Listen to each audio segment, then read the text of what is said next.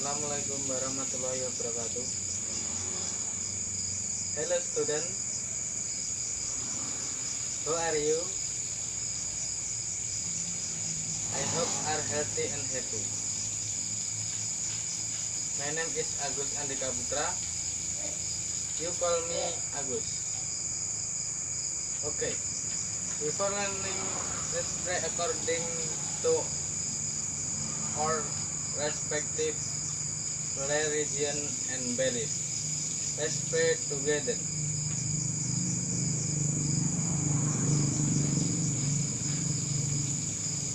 Okay. We student, today we going learning English.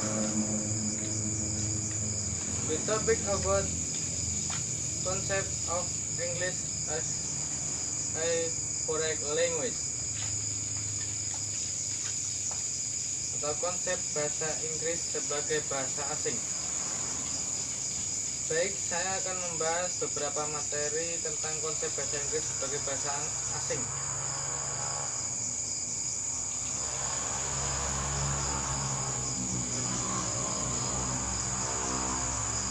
Baik, poin yang pertama adalah English as a first language. Bahasa Inggris sebagai bahasa pertama.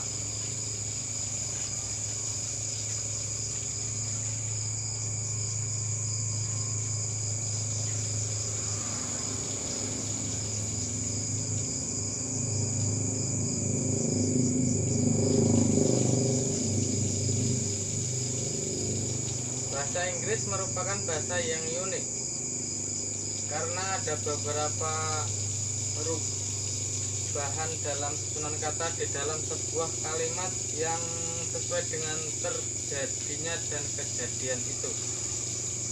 Selain itu, bahasa Inggris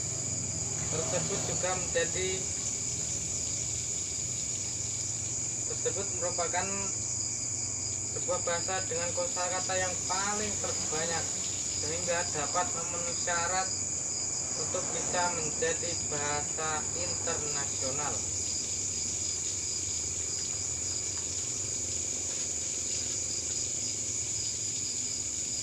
Contoh negara di dekat kita yang menggunakan bahasa Inggris sebagai bahasa pertama adalah Singapura. Kalau di Indonesia, bahasa pertama kita adalah bahasa Indonesia. Baik, poin selanjutnya adalah English as a second language. Bahasa Inggris sebagai bahasa kedua. Bahasa kedua adalah bahasa yang bukan bahasa utama dan jadi salah satu bahasa yang umum digunakan. Contoh negara yang menggunakan bahasa Inggris sebagai bahasa kedua adalah Malaysia. Kalau di Indonesia, bahasa kedua kita adalah bahasa daerahnya masing-masing.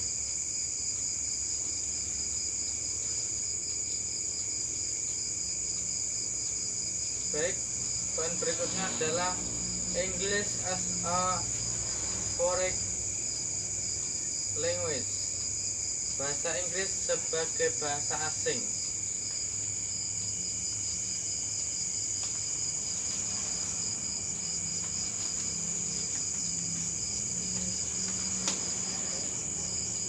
Bahasa asing adalah bahasa yang bukan bahasa ibu atau bahasa nasional bagi masyarakat Indonesia. Sebuah bahasa disebut bahasa asing biasanya ada ketetapan yang dibuat oleh negara atau kebijakan pemerintah. Di Indonesia, bahasa selain bahasa daerah dan bahasa nasional termasuk kategori bahasa asing. Misalnya bahasa Arab, bahasa Jepang, bahasa Mandarin termasuk bahasa asing. Masyarakat Indonesia yang dapat menguasai bahasa asing dikarenakan mereka memiliki kesadaran bahwa menguasai salah satu bahasa asing adalah penting.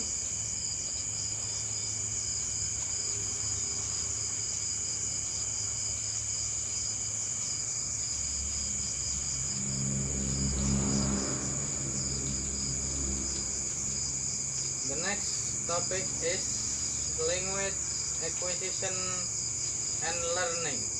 Topik berikutnya adalah akuisisi dan pembelajaran bahasa. Poin yang pertama adalah English acquisition for children. Akuisisi bahasa Inggris untuk anak-anak.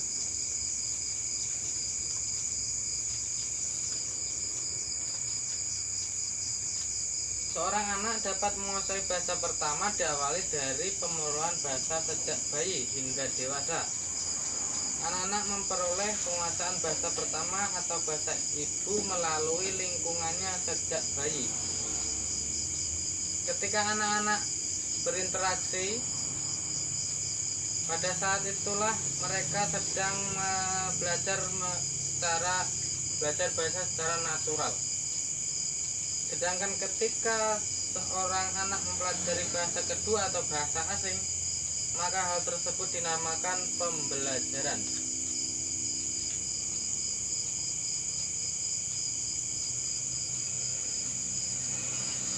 Pemerolehan bahasa Inggris untuk anak-anak bisa melalui mendengarkan, membaca, dan permainan. Baik, kemudian selanjutnya English teaching and learning for children. Pengajaran dan pembelajaran bahasa Inggris untuk anak-anak. Dalam pembelajaran bahasa Inggris, beragam objek, gambar, semua yang ada di sekitar anak di dalam kelas ataupun di luar kelas. Dengan adanya objek yang mereka lihat dan raba, anak lebih mudah untuk memahami kosakata yang baru. Jadi kita harus menggunakan berbagai objek, misalnya gambar atau yang lain sebagainya. The next topic is practical English vocabularies atau bahasa Inggris praktis kosakata. Poin yang pertama, emotion and feeling, emosi dan perasaan. Perasaan diartikan sebagai keadaan yang dirasakan sedang terjadi dalam diri seseorang. Anda mengalami perasaan marah karena merasakan adanya sesuatu yang bergejolak dalam diri Anda. Emosi terjadi hanya ketika seseorang merasakan sesuatu terjadi dalam dirinya. Anda rasa lapar, tapi tidak ada emosi lapar. Nah, saya akan membuat dalam bentuk bahasa kalimat. Contohnya misalnya, I am so happy because today is my birthday. Aku senang sekali karena hari ini adalah hari ulang tahunku.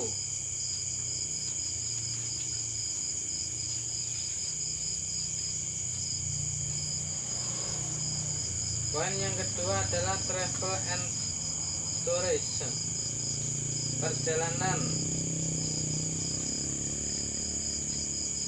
Beberapa kosakata yang cocok yaitu I, you, she, he, person, name, it, we, they. Misalnya, do you like traveling? Apakah kamu suka berpergian?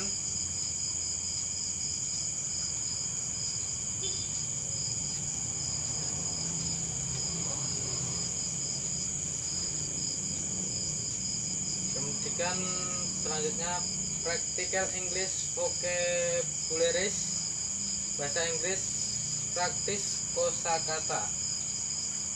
Poin yang pertama, transportation atau angkutan. Transportasi adalah perpindahan manusia atau barang dari satu tempat ke tempat lainnya dengan menggunakan transportasi sendiri, dengan menggunakan transportasi kendaraan yang digerakkan oleh manusia dan mesin. Transportasi terbagi 3 macam, yaitu transportasi darat, laut, dan udara.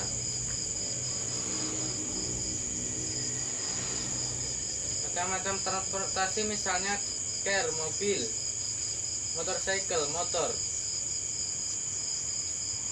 helikopter, roket, dan lain sebagainya.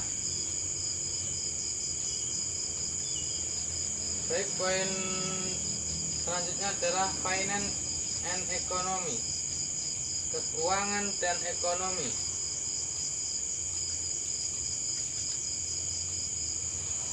Ekonomi mengacu pada cabang pengetahuan yang menganalisis cara seseorang atau ekonomi membuat pilihan dengan atau tanpa menggunakan dana, dan dilakukan untuk memanfaatkan sumber daya produktif yang jumlahnya terbatas dan memiliki banyak kegunaan.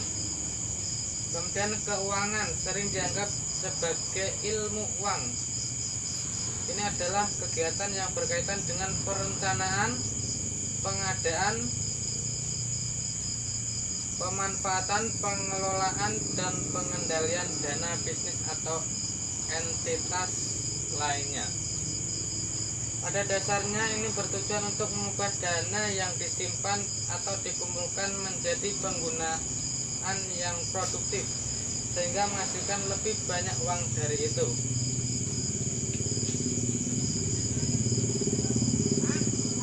Beberapa kosakata yang mengandung ekonomi dan keuangan diantaranya aset, balance sheet, neraca keuangan, kapital atau modal, debt atau hutang. Kemudian topik selanjutnya, the next topic is practical English, vocabularies.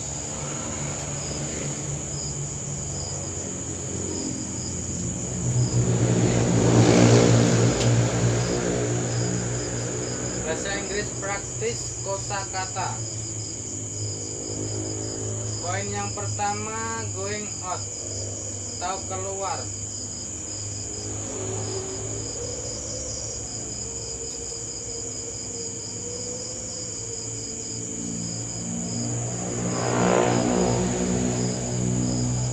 Di antaranya yaitu where to meet, outside for coffee shop, tempat bertemu di luar toko, cafe, bar, kopi.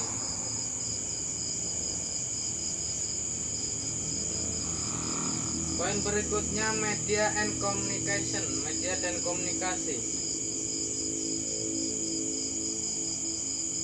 Di antaranya dokumentari, advertisement, digital, browser, dan program.